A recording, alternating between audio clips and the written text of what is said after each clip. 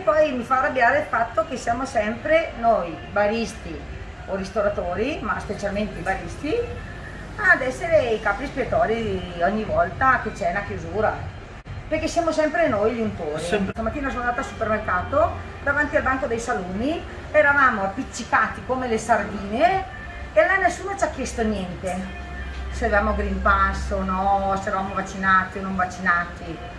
O non so, con tanti altri posti, i mezzi pubblici o gli uffici pubblici o tante altre cose. Lei con molta precisione ha esposto due cartelli nella propria entrata proprio a tal proposito. Ci può spiegare innanzitutto il motivo di questa scelta di aver esposto questi due cartelli e dove ha trovato questa normativa che le consente di fare questo? Allora, intanto io il Green Pass sinceramente lo vedo come un ricatto a portare la popolazione a vaccinarsi. Siccome io non sono per i ricatti non mi sono mai piaciuti,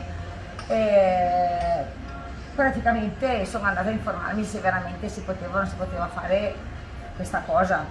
E sono andata a cercare tramite dei siti delle spiegazioni date degli avvocati, dal direttore della scuola superiore di magistratura, dove dicono chiaramente che è una cosa illecita, perché comunque innanzitutto non si può discriminare le persone, perché così stanno dividendo un popolo in due fasce, i vaccinati e i non vaccinati, e ci stanno mettendo uno contro l'altro.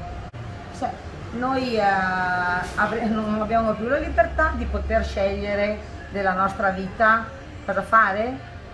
Uno non può scegliere se non ha paura di morire col Covid, se dicono che è così pericoloso, e uno non può fare a meno di vaccinarsi e decidere di morire come vuole, perché deve per forza vaccinarsi.